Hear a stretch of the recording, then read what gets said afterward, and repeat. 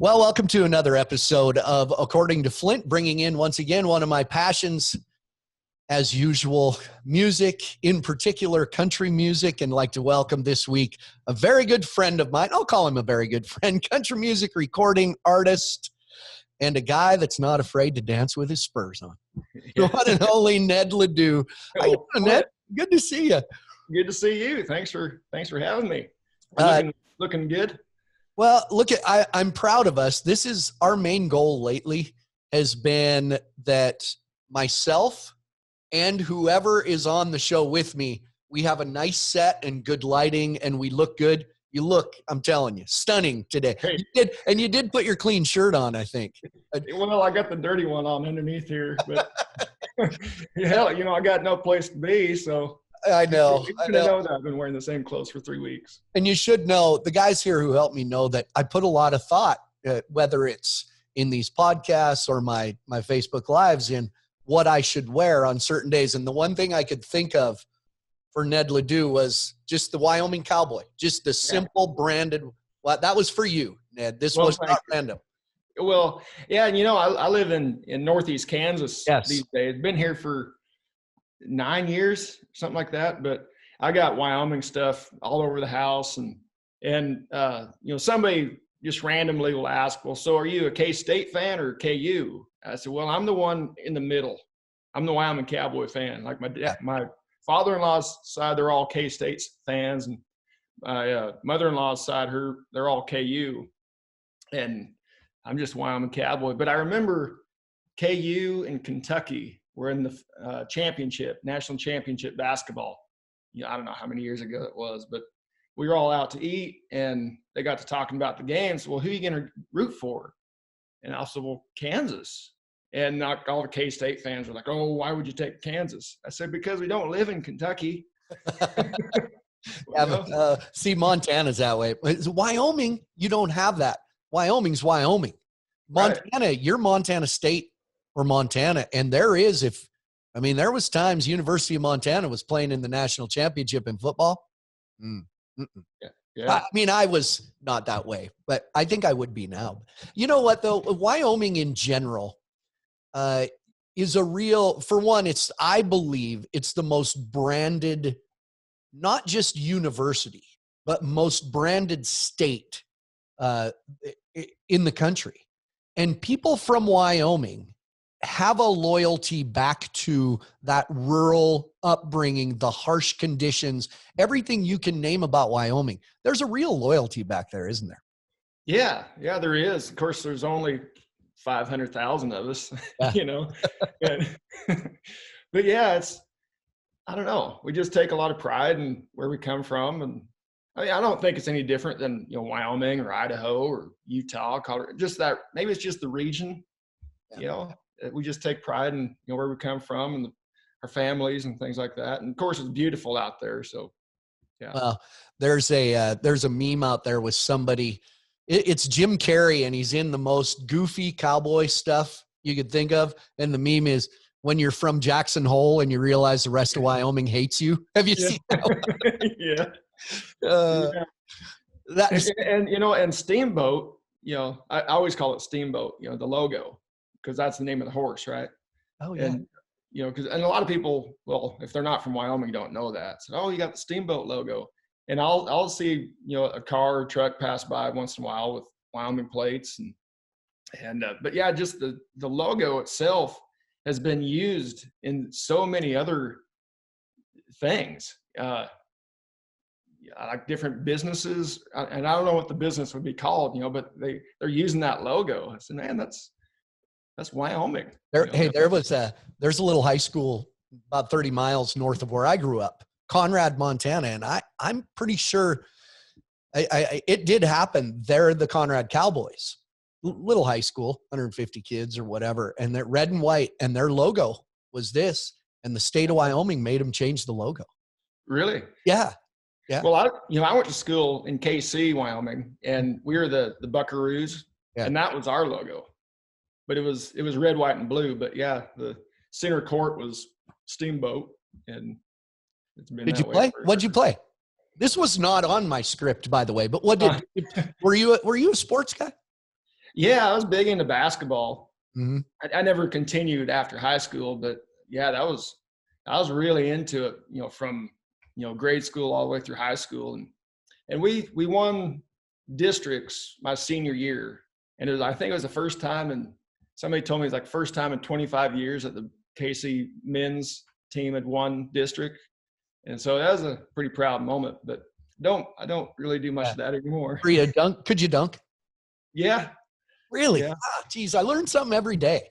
Nice. Yeah. Well, it took everything I had to get it up there, but I never did get a dunk in a game. I came really close to getting a dunk in a game, but somebody that kind of undercut me, like I was on my way up and it's like, oh.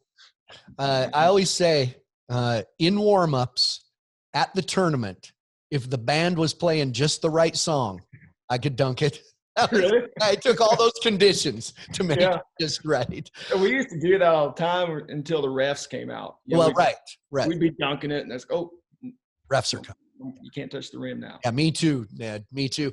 Hey, in all of our times, we've all been through the same thing in the last year, 10 months of being locked up, locked down, whatever you want to call it. But I did pay attention through it. You did a lot of singing to the bookshelf, different things, Facebook Lives. But what I have noticed, and you've probably done it for a long time, but you posted something not long ago. You're doing work with the skull artwork. There's one over your left shoulder, and you've posted pictures. Ned, this is a gig for you. Are you selling these? This is a talent. I like it. Well, thanks. Well, I got into it probably close to 20 years ago. And the way I got into it, it sounds kind of strange, but people that live on a ranch, grew up on a ranch, would understand that there's an area on the property where, say a cow didn't make it, or a cat lost a calf, or a horse. There's a place on the ranch where you put them, yes. And so I just remember riding through the hills, and I came across the remains, and there was this bleached out cow skull. And for some reason, it just kind of looked interesting. And so I took it back to the garage, and I cleaned it all out and started painting on it. And that's kind of where it started. And I look back on some of the skulls that I did in the early days, and they're pretty sloppy, like I kind of rushed through them, but I could see the progression, the more I did. But I've probably painted close to 50 or 60 skulls. And, and I don't just paint, steer skulls or buffalo. I've done elk, antelope, deer. I painted an alligator one time, a prairie dog, which is like one paintbrush stroke and you're done with the prairie dog. They're cool. They're cool. They are. Teeth on. There's a country song there somewhere. I'm riding out across the ranch. I come across a bleached skull, and there must have been a story to that bleached skull. And what happened to that old longhorn steer that was wandering in those hills? And I painted a picture, and you can use that, Ned. Yeah, okay. You write something down. Yeah, and in a way, look at I can hear your excitement about that. Yeah. It's a middle note. Yeah. But and you learn a lot about the structure of the skull and things like that, and if you I've had a lot of friends give me, steer skull, that they raised this steer and they, had to butcher it and all that stuff. And so you're kind of like paying, honor to the animal, because it fed your family. And, but I have sold a few, over the years, but I never got into it to make any money. It was just, I've always been kind of artistic and always loved to draw and paint. Tell me the story on the one behind you about what the middle. Yeah. So a friend of mine gave me this skull, and it was all clean and everything, but it had a big old hole right through the forehead. Like you could put your fist through it. And so I kind of filled it up with paper and covered it with some leather. But I thought, well, maybe there's got to be something cool I could put right in the center. And I had this rock when my son Bronson was just learning how to walk. I mean, he could take probably 2 or 3 steps and then he'd fall down.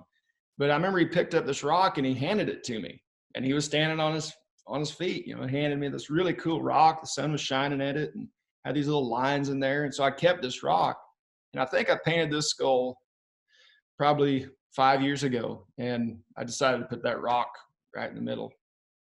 Makes pretty good sense. See, and there's your story on that. It takes you back to when your son was small. I like it. I'm thinking when I need a good Christmas gift idea, I'm calling Ned next year. So.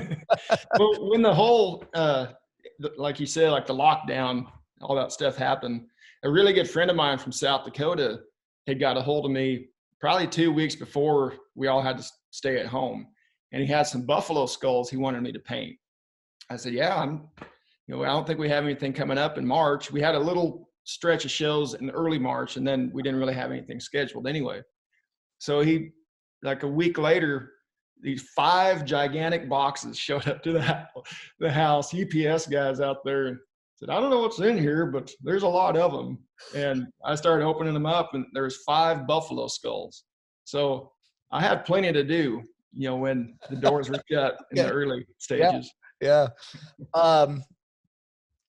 I remember, and I've told you this story, the first time I ever kind of met you, I guess it was very unintentional, but I think people would find it interesting. And it meant a lot to me.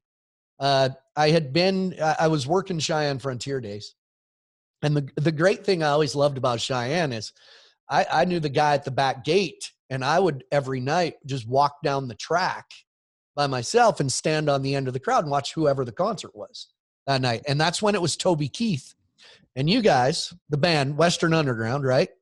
Came out, and Toby did a Chris LeDoux tribute, sang a bunch of Chris LeDoux songs. And afterwards, I'm walking back down the track in the dark.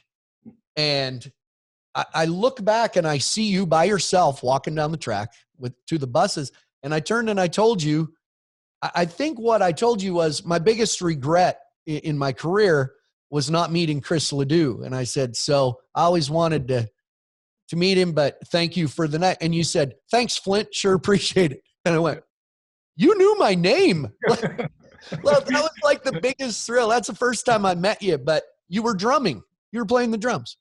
Yeah. Yeah. I remember that night very well. It was the year that Dad passed away, of course, Frontier Days. And Toby, knew that Western Underground wasn't doing anything, and so he thought, well, how about a tribute to Chris? So what he did, he played his whole show. Yeah. All of his Toby songs. And then for the encore, he had the Western Underground be his band. And so we played, 4 or 5 songs, and, the crowd went crazy. And it was a great tip of the hat to Dad from Toby and of course from us. But yeah, I remember walking back. It was dark. It was dark. Yeah. It was just, I just looked over I looked over my left shoulder and said, oh, that's whatever LeDoux kid plays the drums.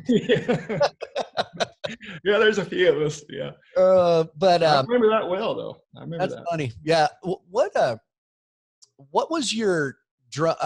I think every little kid, maybe I'm speaking out of turn here. I know I had boxes and willow sticks playing the drums. I was really drawn to being a drummer. It seemed like there was an era back then when the drummer of the rock band remember when he'd do the drum solo and the chicks would go crazy? Yeah. Everybody, I think, is drawn to playing the drums. Was that you from very small? What was your pull to that? Yeah, that was kind of it. Of course, I remember, before Dad, really made it big. This is early 80s, I guess. But I remember, watching his band play, and I just couldn't take my eyes off the drummer, because he had a huge drum kit. It was bright yellow, and he was a big guy too. And it just beat the hell out of those drums. And I thought, man, that's the coolest thing I've ever seen. And he was nice enough to let me get up and play, after they got done sound checking or something. And to hear the drums come through the monitor and hear that kick drum just hitting you right there. And it's like, I got to get me some of these. And so Dad, I think he was just kind of standing on the side of the stage or something, must have been watching this kid. And it was like a week later, this used drum kit showed up to the house. Okay. And I said, are these for us? He goes, yeah, they're for all you kids, whoever wants to maybe learn how to play. And so I was probably, 6 or 7 years old. And I think for any little boy, it's okay to do it. Like that's what drums are for, is to just make a lot of noise, and you can just play them as hard as you want, So yeah, about 6 or 7, I got interested in playing drums, and I was bitten by the beat immediately, and I just couldn't get enough of them. And I continued to play drums for the next almost 30 years. At what point did you see it coming where your dad said, "You're with us. I want," or did he ease you in? How did all that happen where all of a sudden you're touring? And wasn't there 2 drummers? There was a drum set, and then you kind of played I don't know what you'd call that. I don't know that you had a whole set. Well, the way the story goes, I played in 2 different bands in Wyoming. We played all over Wyoming. And if we ever got out of state, that was a big deal. Like, we're going to South Dakota, we're hitting the road, But the way I got into Dad's band is KW Turnbow, the drummer, got in a car wreck August of '98. And he messed up his right shoulder pretty bad. And doctors thought he might be out for close to a year, at the surgery and the physical therapy. And so that's when Dad approached me and said, "Hey, would you want to come out and give it a try?" And I never even thought about it. I said, "I'm your man." I don't know if most people would say, "Well, give me a day to think about it." I was like, "Yeah, let me see, Dad." Yeah, I'm your guy. So for the next maybe 7 months, I was his only drummer. And then K-Dub came back and was able to play again. And what the original plan is when K-Dub made his return, I was going to go sell merch. And I really didn't want to do that. Wait, hold on. So you go from the drummer in the band, "Ned, been a good run. Go sell some T-shirts." That's what the plan was. And even if K-Dub didn't get in that car wreck, I was going to go sell merch, just to, maybe make a little more money than I was in the bands I was in at the time. I was getting a little bit older and figured, well, maybe I can kind of build up a nest egg, and, I can sling some T-shirts for a while. And, the drums aren't going anywhere. But it's almost like fate, and not a lot of people know this, but the last show that I played with the bar band that I was in is the same night that K-Dub got in that wreck. Huh. It's really weird, because then the next morning is when I got the gig.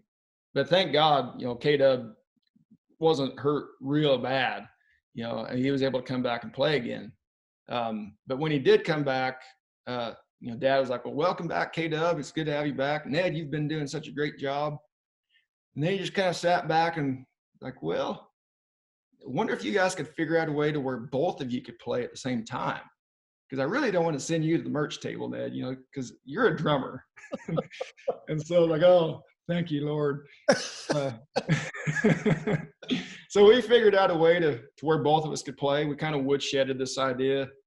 And what it is, on one side is your basic 4-piece kit, but then connected is a percussion kit. And we would sit side by side, and I would play maybe the first 3 songs on the big kit, and K-Dub would play the percussion side. And then during like 3 songs, we'd stand up and switch places, just to kind of keep it interesting, And having that percussion kit, I think, added, a little more something to the sound, whether it was just a shaker or a cowbell or congas or whatever it might be. But yeah, it was quite the trip. Speaking of people, there is a lot of connection, I'll call it entertainment business, but I'll go sports, whether it's football, basketball, NBA or NFL, rodeo, Hollywood, music, where there is a definite noticeable line of succession where if the parents were in the business, the kids are in the business. And I hear a lot of people outside of it, on the outside, that say, "Oh, well, yeah, his dad was in the business. It made it easy." Or his dad played in the NBA, so he had an in. There is a definite advantage, not because of that, but because you watch the business. I looked at, Steph Curry's dad played in the NBA. This guy's dad played in the NFL. They have a fast track, not because they're favored or anything, but you sit back and you learn, and you know, rodeo's the same way. You know how to enter, you know how to travel. There is a definite advantage in that way to sit back and watch your dad in the business, for sure. Yeah, you're right. I mean, and I think about, other, famous dads' kids, and I know it's kind of wishful thinking, but if we could all just sit around a round table, to have, like, say, Jacob Dylan, Bob Dylan's kid, Dion Pride, Charlie Pride's son. Willie Nelson's son. Yeah. Can't remember his name, but Yeah. Just to sit around and just kind of pick each other's brain, because chances are we'd probably have the same questions for each other and the same answers, and because to grow up, watching my dad play along with his band and see him, pack his bag for the road and how he did that, and then booking flights and then just the time he put in, writing songs and playing the guitar. And I mean, I think it has helped. I'm not going to deny it that, my dad is who he is. And I think it's got me through a couple of doors, and otherwise I probably wouldn't have, but I put in the work, Exactly. It wasn't like I just woke up one day and said, hey, I think I'm going to be a singer. And it doesn't happen that way, because I never wanted to do what I'm doing right now 5 years ago. If you had asked me, hey, you want to start singing and writing songs and being the guy out front? I said, no, I'm going to be a drummer. I don't want to sing. Do you drum in your show? Do you go back and get on the drum set a little bit, or no? I used to. Kind of when we first started doing it, I would get back and I'd let Lane Turner, our bass player, who's a great singer, kind of let him shine for a couple songs so I could, play my drums. But there's an idea of maybe adding a drum solo in there. Ah, there you go. Maybe. Yeah. Back on our topic, when you talk about you'd love to sit on a big table with all the sons of people, I'm also kind of got to be friends with Scott Eastwood, Clint Eastwood's son. Sure. But you learn the rules. That's what I always say. You kind of learn the rules. I'll tell you who I had a nice talk one time with was Sage Kimsey, world champion bull rider. He's so good doing interviews. And I talked to him about that. You're so good with the media. And he said, well, and his dad, Ted, longtime rodeo clown. He said, as a little kid, I sat and watched my dad do interviews with TV, and I watched him and learned how to do that. My girls are great interviews. Because they watched me their whole life. You do. You just kind of, I don't know. I'm just kind of going off what you said. Yes, there's an advantage. Do my girls have an in the Western sports industry a little? Maybe because the name, but because they just learned how to do it. I think more than that. And you also got to have a love and a passion for it. I mean, even if your parents, mom and dad, even your granddad's somebody famous and that could open a door for you, you can't just walk in and say and expect it to happen right away. I mean, you got to actually want to do this. And I really want to do it. We've been off the damn road for so long, so I'm just craving, just to pack a suitcase again. I'd love to do that. Hey, I packed as we record this, as January kicked off, and we're doing PBR shows in smaller markets, but we're out there. And that first weekend, I packed my bag, and I didn't know, we're going to small markets in Florida. It's not the same as New York City and Chicago and LA. And I started packing my bag. Yeah. All right, here we go. I'm packing. I'm good. Well, we did actually get out and play a few shows, during this whole thing. But our last one was the American in Arlington.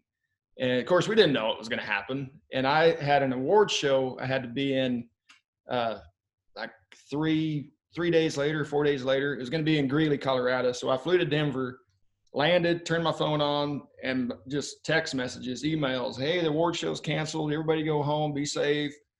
And so I went and got my bags, got on another flight that same day back to Kansas City, and that's where we all stayed. But 15 days. I know. Yeah, I think we were off for about 3 months or something like that. Yeah. And our first show back was in Forsyth. Oh, Montana. Sure. You bet. Home of the Dogies. By the way, you said KC's mascot. Forsyth is the Dogies. Oh, yeah. In case you were wondering. Yeah. The Dogies. Do you feel, and I kind of was going to wait and kind of end with this, but we're on the topic. Do you feel at this point as a performer, and I know why we're performers, why we choose to do it, because we need that, and that's in our blood, and that's what we want to do. Do you feel, is your opinion, do you feel anything loosening up a little, or are we as bad off right now as we were last April? All of a sudden, I turn on a football playoff game and there's people in the stands. I don't know if people are just getting that tired of it or learning to live with it. What do you feel? Well, I was going to say the same thing. Just watching the playoffs, I think in Kansas City, they let in about 17,000, and they were loud. You could hear them on the TV. They didn't have to have that pumped in crowd noise, which is ridiculous. Look at watching, you go, oh, look at all the people. Yeah. Yeah. So I don't know. I don't think the dust has settled yet. I think maybe a lot of people were thinking, well, as soon as that clock turns midnight and it's 2021, we're going to be back to where it was. But I think there's still a long road to hoe. It's great that we got the vaccine now. Hopefully that thing, works and we get that out in everybody's arms. But yeah, you have the exact reaction I do. But I do tell people this. I think it's easy sitting in a place. I'm sitting in Billings, Montana right now. And it's really easy to drive around town and go do things and forget about it. And people will say to me, well, it's starting to get back to normal. I think a true gauge of things getting back to normal is go try to buy a ticket to something. Mm-hmm. The live event industry, if you want to know how close we are, look at the live event industry, and it's not close. And I think that's a real gauge, because that's the one place people really gather in a place. And a lot of the clubs and different venues around the country, hopefully not everybody's going out of business. I know a few places have already, but they got to limit their capacity. So if you go into a room that holds usually 2,000, they can only put in maybe 400. I mean, they're doing what they can, and for us, we did a little run of shows this summer, like in August, I think. And, but everything was outside, county fairgrounds. And so there's plenty of room to spread out, stuff like that. And I'm not sure what their capacity would be. But yeah, there'd be like a couple people way up there and way over there, and maybe a couple hundred on the ground, It's so frustrating. It's so frustrating. I know. We'll get there. There. I know. This thing will be in the history books, and that's right. A songs written about it. Yeah. So kind of circle back to music and influence. I looked up the year of this that I'm going to talk about. So you're about 12 years old. So a pretty influential time where you're with your parents and your dad's in the music business, and some new artist comes out with a song. His debut single says, it's 1989, a worn out tape of Chris LeDoux, Lonely Women in Bad Booze. Chris LeDoux is mentioned in a song. I'll never forget listening on the radio, and my brother and I look and go, we have worn out tapes of Chris LeDoux. Like instantly we loved the song. Yeah. It was about rodeoing, listen to a worn out tape of Chris LeDoux. Did you guys know that was coming? No, not at all. Holy cow. Yeah, I remember we were just driving back from Casper and in the van, and I just remember Dad, he heard this song, it mentioned rodeo in it. And so he kind of turned it up, and Dad would never turn the radio up. It was either off or just a little bit, just to have that noise. But it's mentioned something about rodeo, and so he turned it up, and then worn out tape of Chris LeDoux, and it just kind of like, whoa. And I don't think he really even knew who Garth was. None of us really knew who Garth Brooks. By the way, for people who've been living in a cave, that's a Garth Brooks song. His first, one of my favorites of all time. None of us knew. All I remember was thinking, he can't be Garth Brooks because we already have Brooks and Dunn. Right. And I remember when he mentioned that song, we went to town and got the album just because it mentioned Dad in it, you know, and of course Garth, you know, he doesn't need any help anymore. You know, he's done just fine. But that's the only reason why we bought the cassette, was because Dad's name was in there, you know. But then we would started listening to more of Garth's stuff, and you know, like one of my favorite songs he ever did was Wolves, and but yeah, just listening to his stuff, it's like, yeah, he's got a lot of, you know, rodeo stuff and some ranch and stuff, and but I think, you know, the fact that he put Dad's name in that song, yeah, it helped Dad's career out tremendously, you know. But I think in a way it probably helped Garth, you know, because that, you know, it kind of introduced, you know, all the rodeo fans, ranching families and country folks to Garth Brooks, but it also introduced the millions of fans that Garth had to Dad. And so it ended up being a pretty good friendship for a long time. I'm not sure when he cut the song originally that he knew who Chris LeDoux was.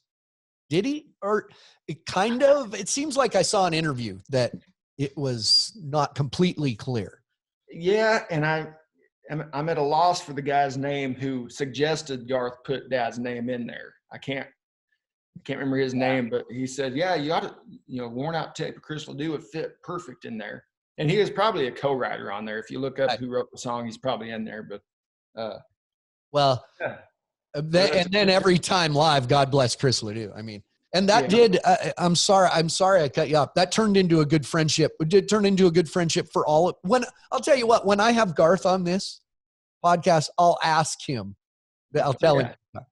Listen to my confidence. I'm going to have Garth Brooks. Sure. That turned into a good a friendship with probably, I would imagine, your whole family. Yeah, Garth's been wonderful to us, you know, and we try to show him the same love and support. And also Trisha Yearwood. I mean, she's one of the most down to earth ladies you'll ever be around. Just warm hearted and very kind. But yeah, Garth is just, I don't know. Dad kind of mentioned him or referred to him kind of like a guardian angel of some kind, you know, like when he was going through the liver transplant and they needed one immediately. Well, Garth, he was going to offer up his, and, you know, it wasn't compatible.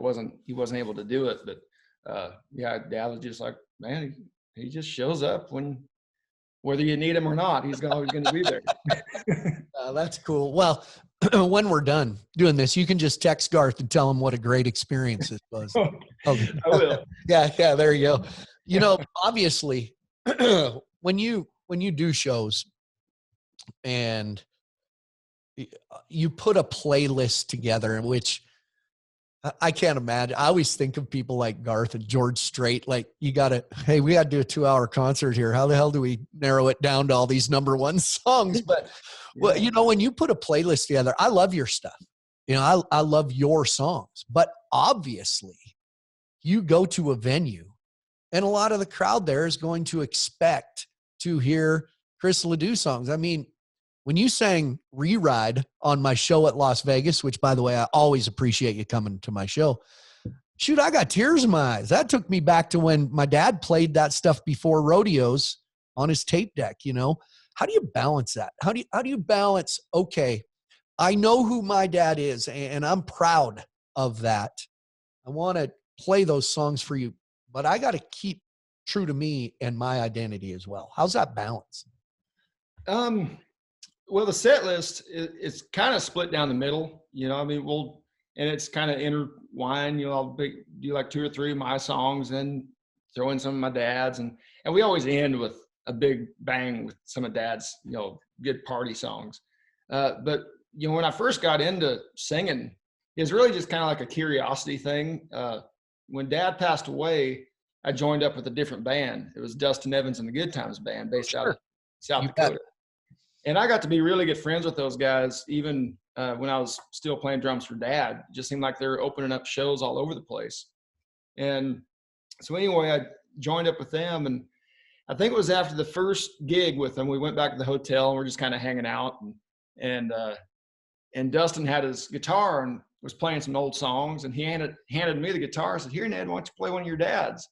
And I just looked at Dustin and said, "Man, I don't know any songs, you know, and this was like '05, I guess. I said, I know the words to a lot of them. I just don't know the guitar part. And I don't know how to sing either, you know. And but I can't remember what song he played, and I knew the words, but I was like kind of humbling along. But when I was driving home, you know, a couple of days later, and I had a lot of time to think from, I think it was Lincoln, Nebraska back to KC. And I was just thinking it would be kind of cool, you know, to learn like a handful of songs, to where if I'm sitting around a cheap motel room with some buddies and there's a guitar or a campfire that we're sitting around and they're handing this guitar around, it got to me, then I could play something for them, you know? And so all the stuff I learned in the beginning were all Dad's songs. And for some reason, I never bothered learning anybody else's material except for Dad's. And no, I never sat down and like rehearsed my voice and said, oh, it's got to sound like this. You know, and I get it all the time, you know, you sound like your dad. And that's probably the best compliment I could get, you know, but that's just what comes out. But then as I started doing solo gigs, some people started asking me, well, do you have any of your own songs? I said, no, I don't know how to write, you know. But then I met Mac McAnally, you know, 10 times CMA Musician of the Year, Songwriter of the Year. I'm glad you brought him up. I was going to bring him up. Yeah, go ahead. Yeah, he's written more hit songs for other people, and you probably don't even know, if you hear the song, you don't know who wrote it, but Mac McAnally, you know. Yeah. So he was kind enough to kind of bring me in, and we worked on the song that my dad started but never did finish, and it's called We Ain't Got It All. And from that point on, after sitting with Mac for about an hour and a half, it just kind of opened up that door of how to write a song. And I think the next one that I wrote was Brother Highway, and it just started trickling down from there. You know, Forever a Cowboy was the next one, I think, and then The Hawk, which I know is your mom's favorite, I think. Yeah. That damn. As far as like, as far as balancing the show or the set list, yeah. I mean, I know people are going to come to the show expecting to hear This Cowboy's Hat and Cadillac Ranch, and Western Skies. And I'm going to play them because I love those songs just as much as they do. You know, and I remember when I was a kid, when Dad wrote 8 Second Ride, it was in the shop in the back of the house, you know, and just seeing the fact that I got to see all that stuff be created before I even got to the people is something I'll cherish, you know. And everything was recorded on this little 4-track recorder, and you play along and then, you know, go meet up with his band and put everything together. But yeah, people are guaranteed to hear some of Dad's songs. But on the other hand, I got to write my own story, and you're going to hear my stuff whether you want to or not. But and I think I might have read this, that you said, of course, your songs are going to be similar to your dad's because you're telling your story, and your story comes from his story.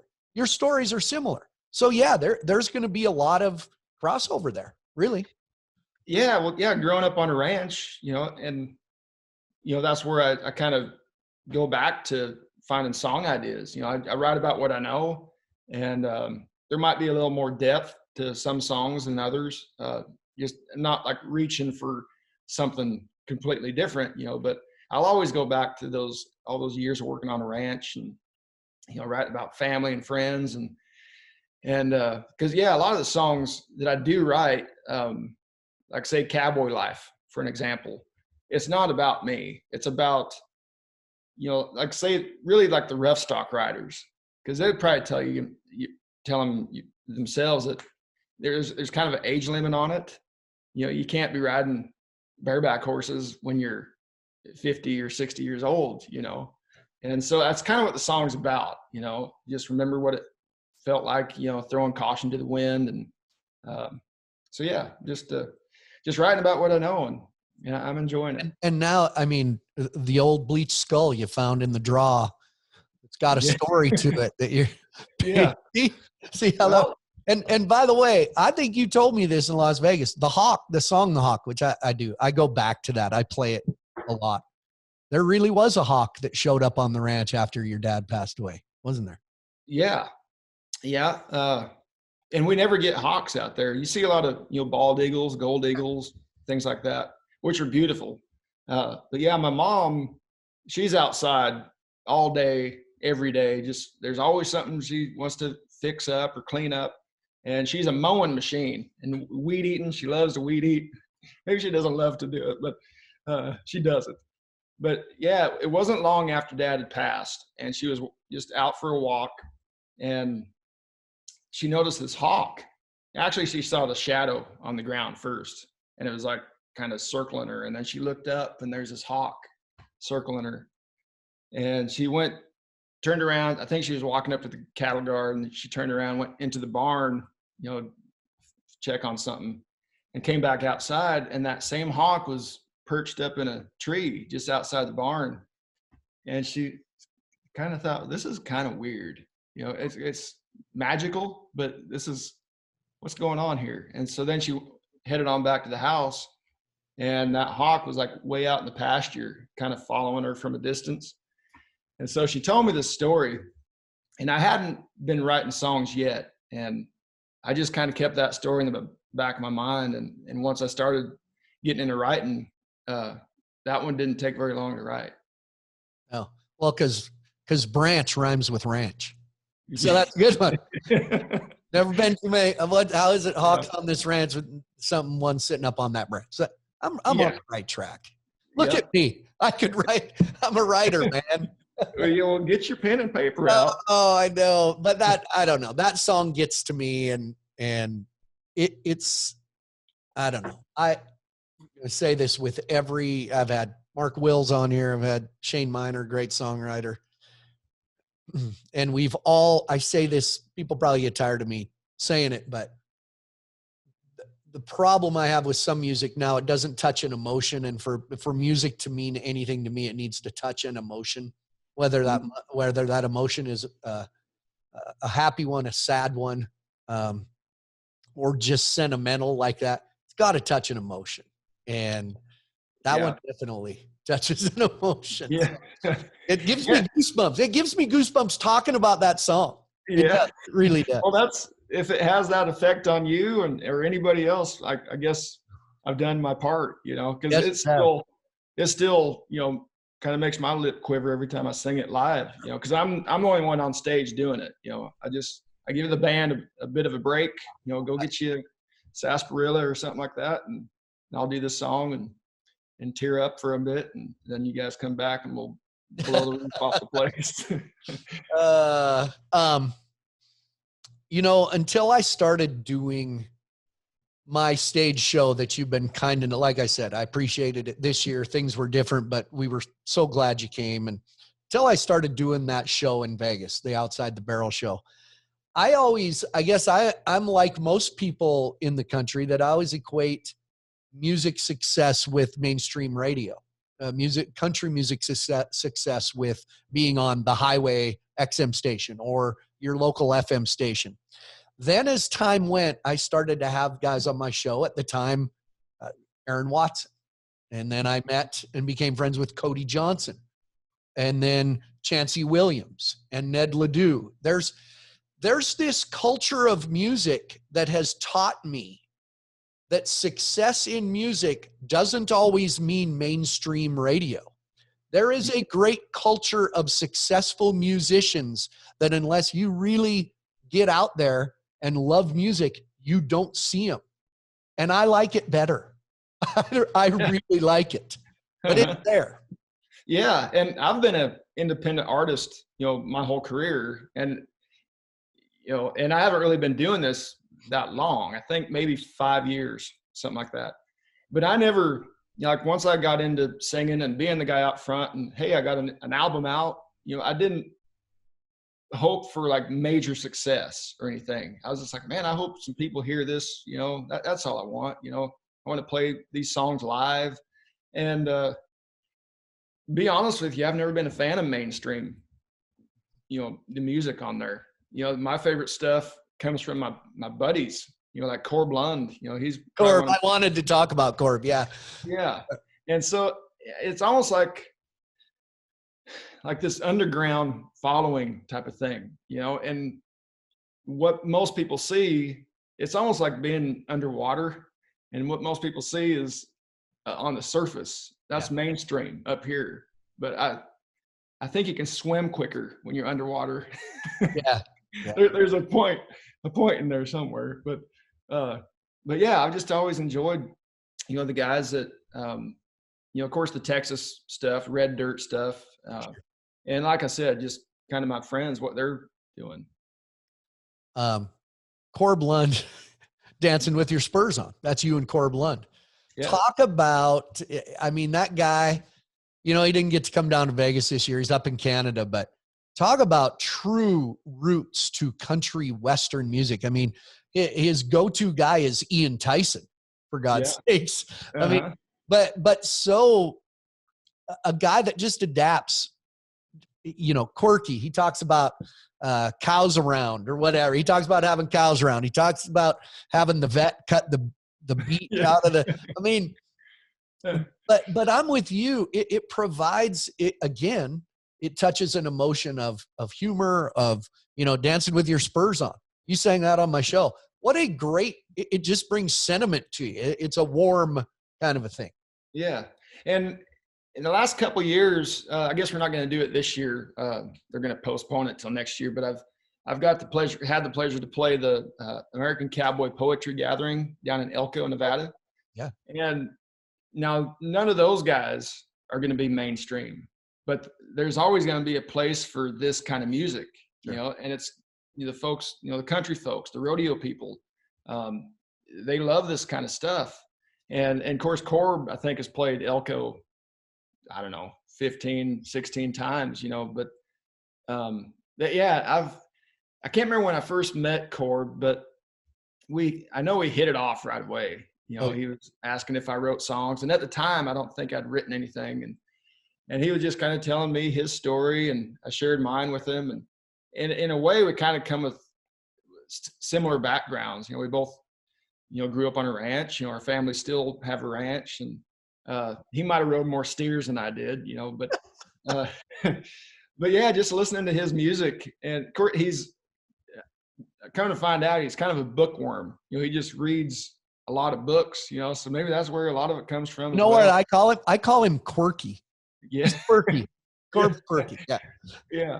But yeah, I just always enjoyed his stuff. And his latest album, Agricultural Tragic, is spot on, and not only him, but also Coulter Wall is great. Mm-hmm. So yeah, there's not enough people hear the stuff that's not mainstream, and not to get into this, but to be mainstream, you almost got to play the game right. I mean, Cody Johnson wouldn't get played for a long time because he did it his own way. And mm-hmm. finally, once he went to Nashville, they put him out there. But I don't know. I respect you guys that keep going. And I don't know. There's a different definition of success in the music world than I ever suspected years ago. And I like it. There's a sense of freedom. Mm-hmm. And, I don't have anybody telling me what kind of songs I need to write. And, I stick to a schedule when we're on the road, because you got to do that. But, as far as like the stuff I'm going to write, I do my own thing. And luckily enough, a lot of people have, taken a liking to it. So appreciate that. Oddly enough. Yeah. Oddly enough. Wait till that one about the skull comes out. I mean, it's going to be crazy. It's going to take off. One thing I have, in my career, what I do for a real job, and no matter what happens, you still step out. I got to still step out for 2.5 hours and be kind of the happiest guy in the room. And, to me, there's been, things in my personal life hasn't always been great. And there's almost an escape for that 2.5 hours that you focus on just the joy you can bring people. And not to, it's a tough subject to touch on, but it is hard to go through personal loss in a public life. And you have had to battle through personal loss in a public life. If there was one thing I could think of in going through a tragic personal loss in your life, it would be music to me. I've sung in funerals. I've mentioned this on another one of these. I remember singing at my grandpa's funeral, and it was such a loss. But music, it was like a different compartment. It was like it took me somewhere else. I would think to get on stage, it's real hard after loss, but it in a sense, I would think it would bring you peace. Am I kind of on the right track? Yeah. Yeah, for sure. It's hard to talk about it, you know? Yeah. And I don't want to make you talk about something you don't want to talk about, but I'm more about music and what it can bring to you, I guess. Yeah. Well, I'll just kind of go back to like when my dad passed away. I mean, that was tough, you know, but thank goodness for Dustin Evans. You know, he called me up like a week later and said, I want you to come play drums for me. The job's yours if you want it. And I said, when is it? Because I need to get back behind those drums and release what I'm feeling, you know?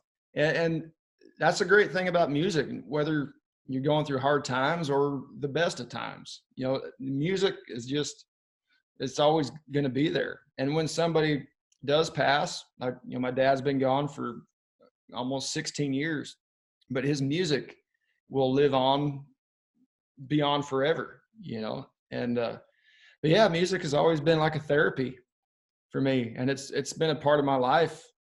Like I told you, since I was probably 6 or 7, once I got those set of drums, and I just knew that that's what I wanted to do for forever. And thank God I've been able to make a pretty decent living at it. Even if I wasn't making a living at it, I'd still be. Still did, yeah. Good, yeah. There's a song for every occasion. Mm-hmm. There's a song for loss. There's a song for a party. There's a song for love. There's a song for losing. There's just a song for every situation.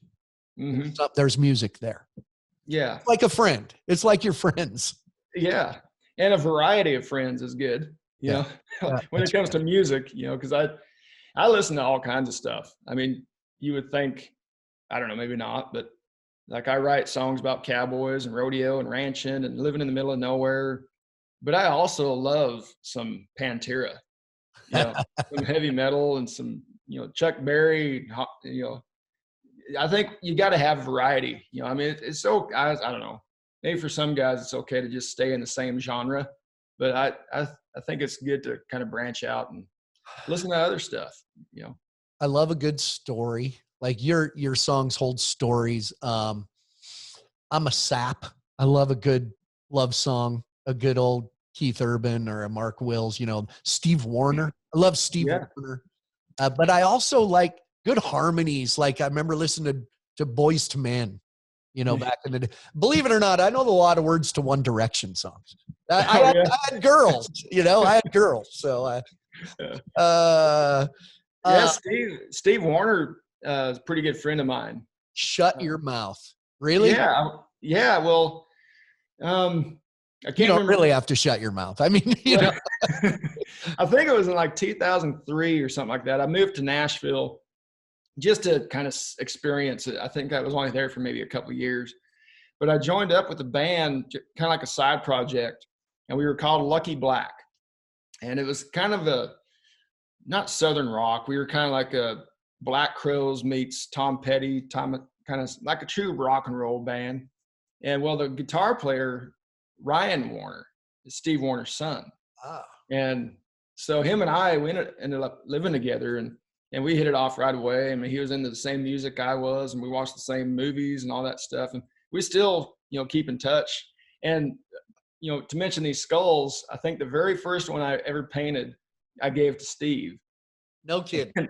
And it was years later, I texted him or called him up and said, do you still got that old cow skull that I gave you? He said, oh, yeah, it's sitting in my office. I'm sure proud of that, Ned. I appreciate you giving that to me. I said, well, can I have it back so I can redo it for you? Because looking back on it, I was like, I could have done a way better job. But hey, he's got one of the first ones. Great guy. Huge Steve Wariner fan. Great guitar player. He had such great song. You know what he had? I'll tell you this. Late 80s. You know what Steve Wariner had that I modeled myself after? His hair. He had the greatest bi-level kind of spectacular, Ned. Yeah, I can kind of see the familiarity right there. Yeah.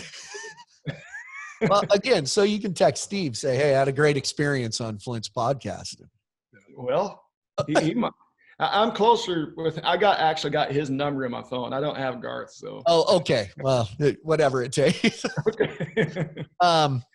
You know, I don't know. It's a lot of ways to wrap up a conversation with you, but you know, you do clubs, smaller venues, you know, that culture we talk about, but you've opened for Toby and for Garth Brooks. Stadium, Indianapolis. Did you open for Garth? Is that where that was?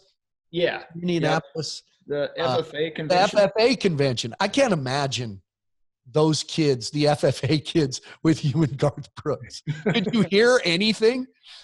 Not a whole lot. It was, I just remember walking into the building, or actually back up, you know, a little bit earlier, pulling into downtown Indianapolis and just seeing it. I mean, it looks like a gigantic barn. It does look like a barn, the Lucas Oil Stadium. Yes, it does. Yeah.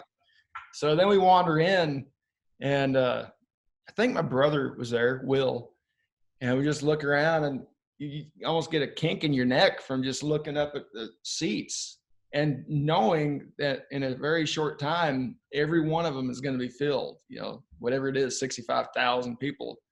But yeah, that was a rush, you know, to open up for Garth. And we opened up for him like a year and a half before that in Nashville.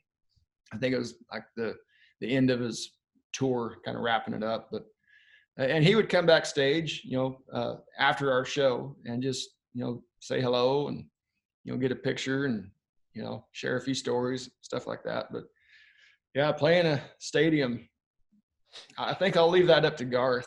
Hey, I'm glad you said that because, you know, I've done shows in AT&T Stadium, Cowboy Stadium, a few stadiums here and there. And that initial rush of, holy crap, there's 50,000 people here is a great rush. But I like, and I think you probably do too, I like to connect, look people in the eye, have a conversation with someone.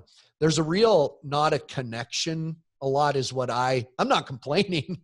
Yeah. But now here with PBR stuff, our smaller markets, there's a couple thousand people and there's almost a real refreshing feeling to it. I see you as maybe that club with a couple thousand people. It provides more of a connection, I'll bet. It does. Yeah. And we played AT&T for the American last March. And yeah, it's kind of the way you feel. You're so far away from everybody, you know, because of course they got the open arena in front of you. So you don't have any people right in front of you. And so you're just kind of watching up on the big screen or trying to point at somebody, whether you're pointing at them. Yeah, I'm talking to you, you know, but you're just kind of pointing. You know, they're out there. You're there. I can kind of hear you. Actually, I couldn't hear anything down there, but yeah, I think we're best suited for, you know, yeah, like you said, like 2,000 seat places. And, you know, and I love playing county fairs. You know, you got the grandstand in front of you and, you know, the families can come out. They got the little kids playing in the dirt and, you know, they got cotton candy all over the face and they're out there dancing and having just as much fun, if not more than the grown-ups are, you know. So I just love playing for the families in the small towns. And yeah, I think that's where we belong. And don't swear in front of your son. No. That's stupid. Sorry, that was before we started, but anyway. Well, listen, Ned, I don't want to keep you all day, even though you said I could have you all day. I appreciate it. We have talked in the past. You've been on my show a lot, but there's always a time limit. You know, let's get you sing a song or two. Let's talk about something.